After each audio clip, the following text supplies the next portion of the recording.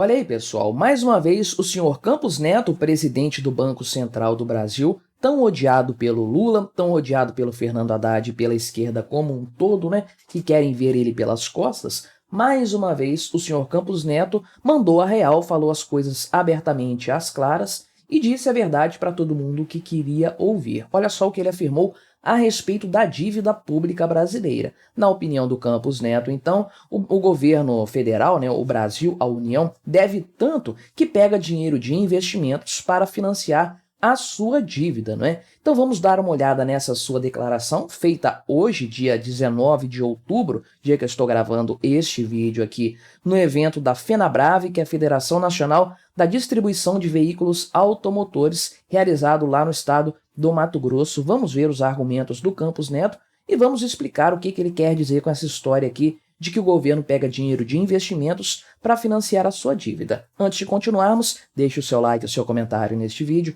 se inscreva no meu canal se você ainda não for inscrito, considere se tornar membro patrocinador do meu trabalho, com valores a partir de R$ 1,99 por mês, você me ajuda bastante dessa forma, pode ter certeza disso, né? Então, qual que é o grande ponto aqui dele? Ele afirmou o seguinte: o investimento também precisa subir, né? Ele diz aqui que a taxa de juros caindo e o financiamento melhora, o governo tem que aumentar os investimentos aí para fazer uma compensação, e o investimento privado também acaba subindo nesse caso. Mas ele diz que o investimento precisa subir porque o Brasil atualmente tem um investimento baixo e parte das vezes é porque o governo deve tanto que ele pega o dinheiro que seria para investir para financiar a dívida, né? Uma dívida pública aí que já chega próximo dos 75% do PIB e que, segundo projeções do FMI, vai subir bastante ainda e vai escalar de uma forma assustadora nos próximos anos. Então, certamente o Campos Neto traz esse tema à tona por conta dessas previsões também. E o que ele quer dizer com isso de o governo, né? O governo pegando o dinheiro de investimentos para financiar a sua dívida. Ele quer dizer o seguinte, que quando o governo emite uma dívida pública que tem uma taxa de juros alta, como é a taxa brasileira, principalmente uma taxa de juros real, isso acaba atraindo investimentos para o tesouro, né? Para a dívida pública do país. É uma dívida com um rendimento real, de fato, que o Brasil tem. Não é igual a taxa de juros da Argentina, por exemplo, que é enorme, né, nominalmente falando 130%, mas é uma dívida em pesos e é uma moeda que se desvaloriza mais do que isso ao longo do ano, ou seja, é uma dívida que tem uma perda real no final das contas. Então, a dívida pública brasileira é atraente por esse motivo aí, que ela tem um alto valor e é considerada aí um investimento bastante seguro, né? Tipicamente, a dívida pública costuma ser o investimento mais seguro de um país. Então, o que acontece? Tem gente com dinheiro aí para investir, para aplicar em algo que vai trazer rendimento para essa pessoa.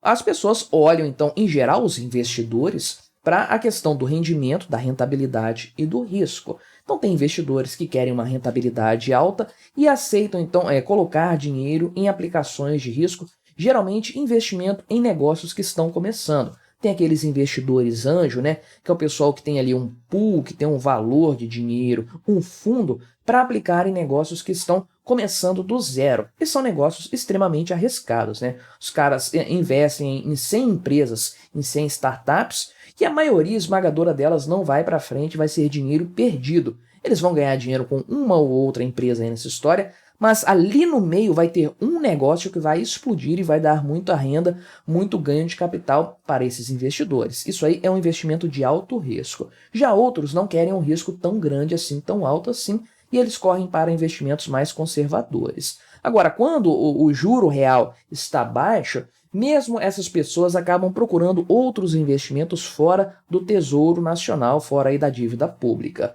No caso brasileiro é o contrário.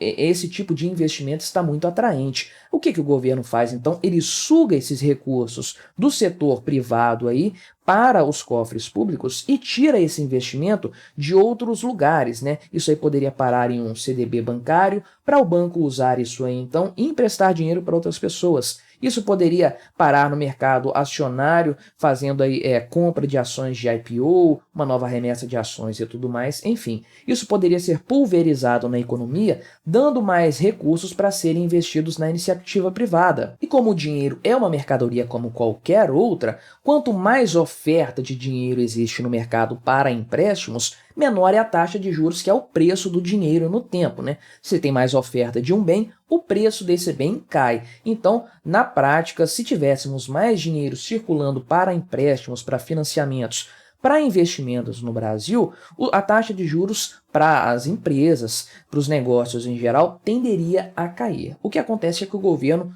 toma grande parte desses recursos, porque ele tem uma dívida muito alta e ele paga bem, uma remuneração boa, uma remuneração atraente, então ele acaba sugando esses recursos da iniciativa privada. E aí, então, o Campos Neto aponta para essa necessidade de se controlar a dívida pública para liberar um pouco os investimentos para a iniciativa privada, porque a dívida pública atualmente é alta, não é tão grave, tão problemática como de outros países, mas já é preocupante. Mas o grande problema é que ela vai crescer muito ao longo dos anos, e isso vai piorar o cenário de investimentos no Brasil, né? Então ele cita essa necessidade, ele diz aqui que é difícil cortar gastos, né? Ele entende, porém, isso aí tem que ser feito com credibilidade perante os olhos do mercado, né? Então aqui ele diz que, mesmo que o arcabouço fiscal não tenha um resultado de curto prazo, se os agentes financeiros não entenderem que existe um bom plano de convergir a dívida para um nível mais razoável na frente, teremos problema de juros altos, né? Esse é a grande crise nessa história. Você retroalimenta essa situação. Uma dívida que vai crescendo, consumindo mais recursos da sociedade e que vai tendo juros, uma taxa de juros, uma remuneração mais alta, consumindo ainda mais recursos também e dificultando cada vez mais a iniciativa privada de obter financiamento aí no mercado. Então ele cita as dificuldades que o governo vai enfrentar para conseguir fechar as suas contas e aprovar o seu arcabouço fiscal da forma como ele foi concebido, tanto na geração de receitas, mas principalmente no corte de despesas, que é fundamental nessa história. Ele diz aqui que isso é um problema estrutural brasileiro, porque existe um orçamento muito engessado e, claro, né, várias medidas que deveriam ser temporárias e se tornam permanentes, conforme nos ensinou Milton Friedman, que disse muitos anos atrás, décadas atrás, que não existe nada mais permanente que um programa temporário de governo. E isso aí acaba repercutindo numa desconfiança do mercado financeiro em relação à capacidade do governo brasileiro de dar conta do recado e manter as contas em dia, né? E ele diz aqui o seguinte, né, que se o governo é incapaz de equilibrar o lado fiscal, ele não consegue equilibrar o restante e acaba derrubando toda essa história aí. E, de fato, essa descredibilidade que o governo tem perante o mercado financeiro acaba tornando a situação dos investimentos no Brasil ainda pior, porque quem que vai querer botar dinheiro aqui no Brasil, né? Quem está fora não quer trazer o dinheiro para cá porque a economia está descontrolada. Quem está aqui dentro quer levar o dinheiro para fora para garantir a sua rentabilidade fora do Brasil, porque aqui é uma loucura, e aliás, quem está aqui sabe muito melhor do que quem está fora a loucura que é aqui no Brasil. Só maluco, realmente,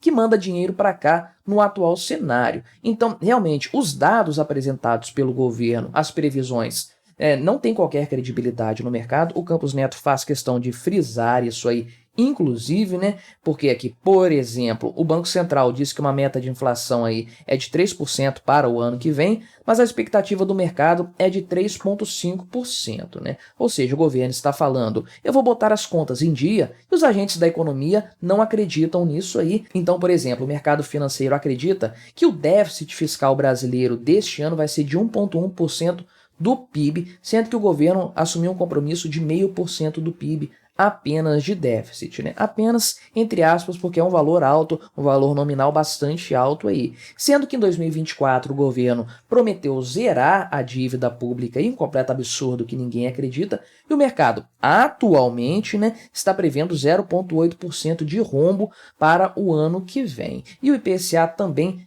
realmente o pessoal está projetando para cima, né? Veja aqui que para 2024 eles esperam um índice de inflação de 3,88 e 3,50 em 2025, sendo que, importante frisar, no acumulado dos últimos 12 meses, a inflação brasileira já superou 5%.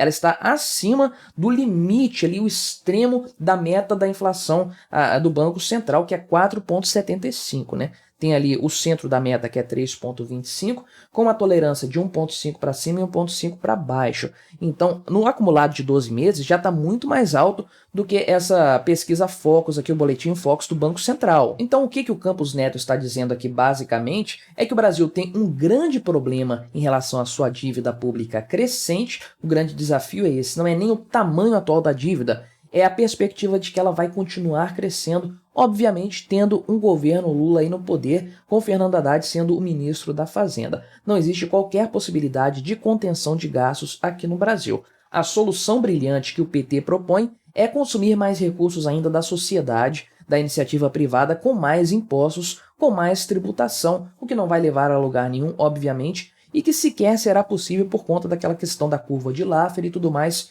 que você já sabe. Então, o grande desafio para a economia brasileira hoje, e há muito tempo já, sempre se fala isso, quem tem um mínimo de conhecimento econômico, de ortodoxia econômica, sabe que o problema da dívida é o grande desafio da questão fiscal brasileira e do crescimento da economia. Justamente pelo fato de que o governo vai continuar sugando recursos da iniciativa privada e atrapalhando os investimentos no país, além de deixar toda a questão fiscal mais atribulada, o que preocupa os investidores. No final das contas, isso representa menos dinheiro para as empresas, para os negócios, que é realmente quem toca esse país, quem faz esse país crescer e prosperar. O Estado não faz isso, a iniciativa privada sim, e o Estado cada vez mais está atrapalhando o progresso econômico que apenas a iniciativa privada é capaz de promover aqui no Brasil. Mas o que você achou dessa história? Você concorda com o Campos Neto? Colabore com o nosso debate, se inscreva no meu canal se você ainda não for inscrito e até a próxima.